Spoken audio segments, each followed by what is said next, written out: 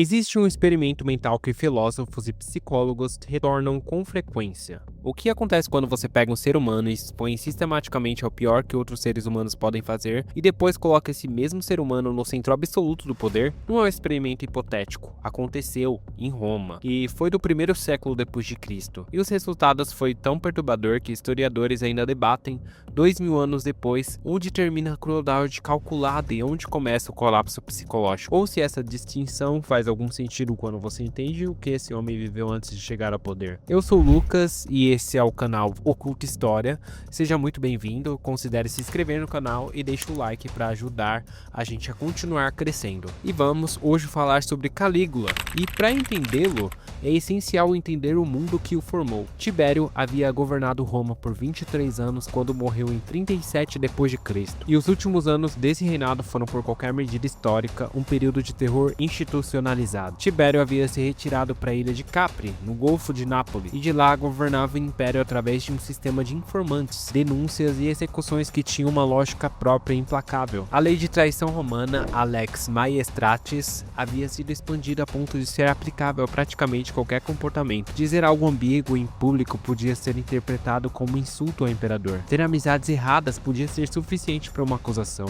Ser rico e proeminente demais tornava você automaticamente suspeito.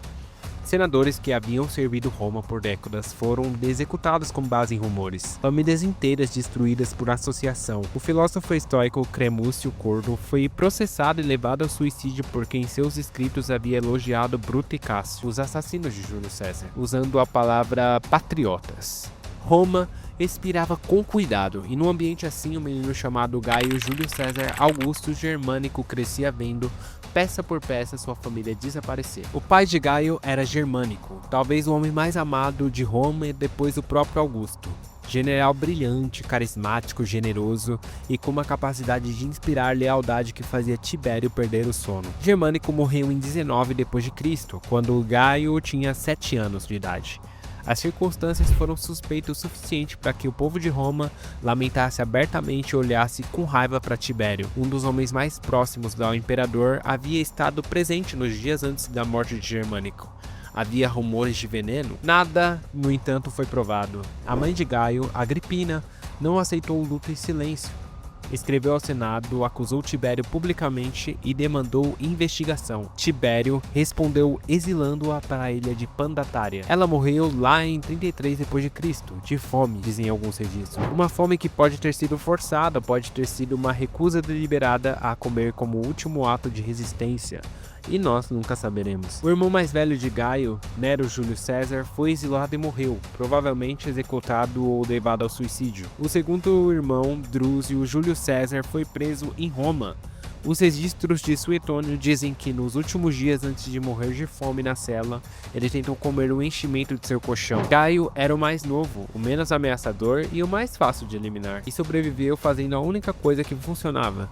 Desapareceu dentro de si e apresentou ao mundo uma versão completamente inofensiva. Foi levada para viver na corte de Tibério, o mesmo homem que com toda probabilidade havia destruído sua família, e se comportou com uma submissão que os contemporâneos registram com admiração e um certo desconforto até. O historiador Suetônio escreveu que nunca houve escravo mais dócil para com seu dono do que Gaio era para com Tibério. O que Suetônico talvez não tenha entendido é que aquela docilidade era o produto de uma inteligência funcionando sob pressão extrema. Gaio havia aprendido nos termos mais brutais possíveis que a sobrevivência existe a supressão total de qualquer sinal de ambição, ressentimento ou independência, e enquanto suprimia, observava. Por anos viveu na corte de Tibério estudando como o poder funcionava de dentro. Como o medo é administrado, como a informação é controlada, como a lealdade é comprada, testada e descartada quando não é mais útil. Era uma educação que nenhuma escola poderia oferecer. E Gaio absorveu cada lição. Tibério morreu em março de 37 d.C. As circunstâncias mais uma vez foram ambíguas. Suetônico e Tácito sugerem que Macron, o chefe da guarda pretoriana, que havia se aliado a Gaio, pode ter acelerado o processo quando Tibério deu sinais de recuperação de uma doença que parecia terminal. Gaio tinha 24 anos. O povo de Roma foi às ruas espontaneamente. Não havia decreto convocando celebrações. As pessoas simplesmente saíram de casa. Os números que os historiadores registram são extraordinários. Mais de 120 mil animais foram sacrificados em oferenda nos primeiros 3 meses de reinado.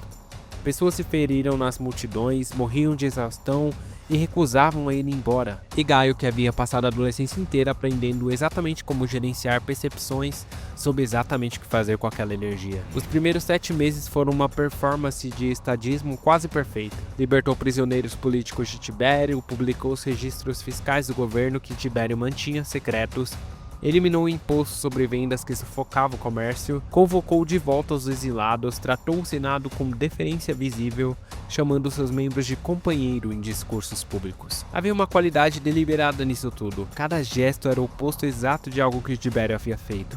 Como se Gaio tivesse passado anos construindo uma lista de tudo que seu antecessor havia errado e estivesse agora executando a correção de ponto por ponto. Roma não acreditava na própria sorte. Então, em outubro de 37 d.C., Gaio adoeceu gravemente. O que foi a doença ninguém sabe, as fontes descrevem febre alta, delírios, períodos de inconsistências prolongados. Por semana, o destino do império ficou suspenso. O povo fazia vigilas ao lado de fora do palácio. Homens faziam votos públicos de dar a própria vida se os deuses curassem o imperador. Um cidadão chamado Afrânios Potitus declarou em uma praça pública que morreria no lugar de Gaio se os deuses assim aceitassem a troca. E Gaio sobreviveu. E uma das primeiras ações a se recuperar foi mandar executar Afrânios Potitus. A lógica apresentada sem qualquer embaraço era simples. O homem havia feito uma promessa aos deuses. As promessas aos deuses devem ser cumpridas. Portanto, devia morrer.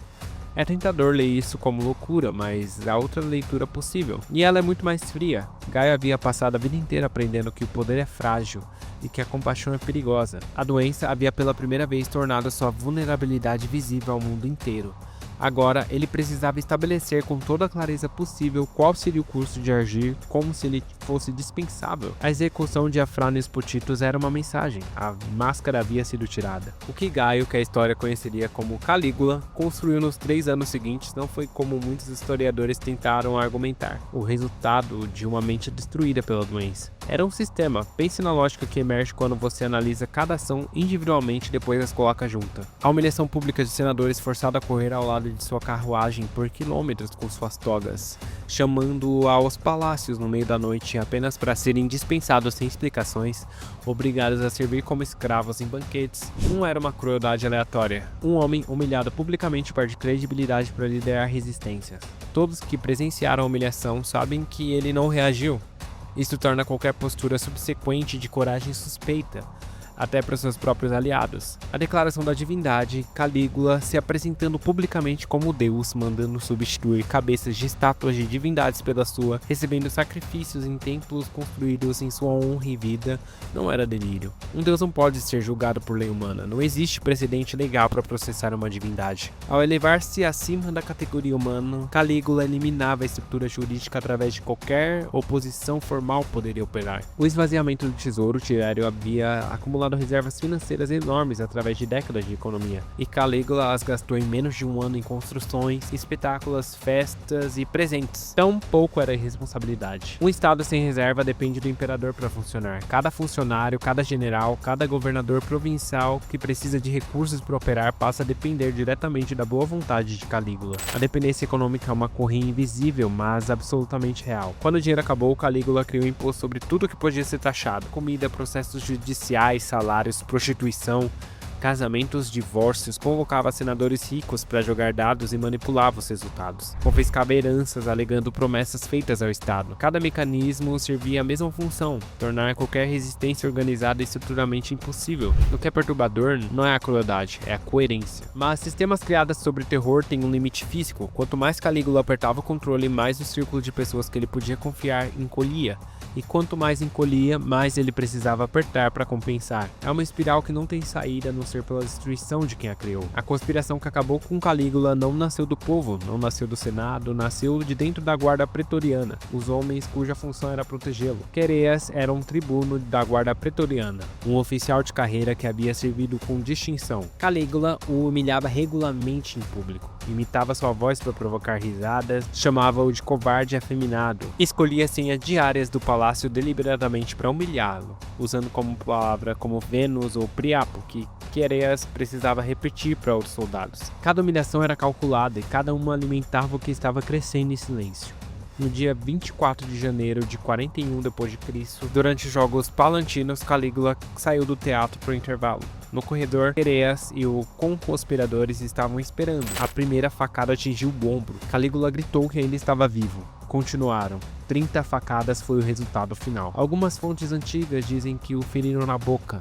Um detalhe que, se verdadeiro, carrega um peso simbólico óbvio sobre um homem cujas palavras foram armas durante anos. Depois foram aos palácios e mataram a esposa e a filha pequena, para garantir que nenhum herdeiro sobrevivesse para vingar o pai. O reinado de Calígula havia durado 3 anos, 10 meses e 8 dias. O Senado romano, reunido em emergência após o assassinato, debateu seriamente a restauração da República. Não foi adiante.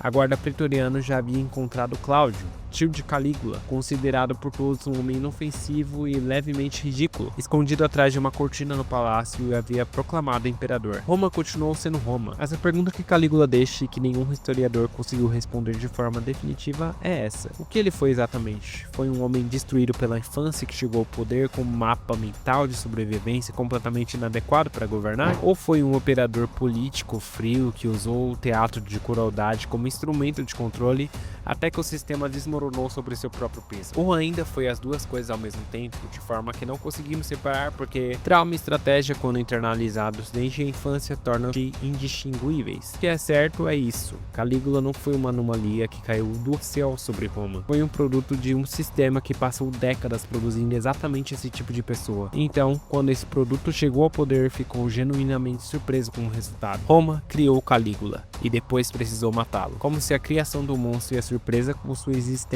fossem de alguma forma separáveis, mas não são. E se você gostou do vídeo, não se esqueça de deixar seu like e se inscrever no canal. E me diz aí sua opinião sobre tudo isso, sobre a história de Calígula. Ele era perturbado ou era uma pessoa que foi atingida diretamente sua vida inteira? Me diga sua opinião nos comentários. Até a próxima.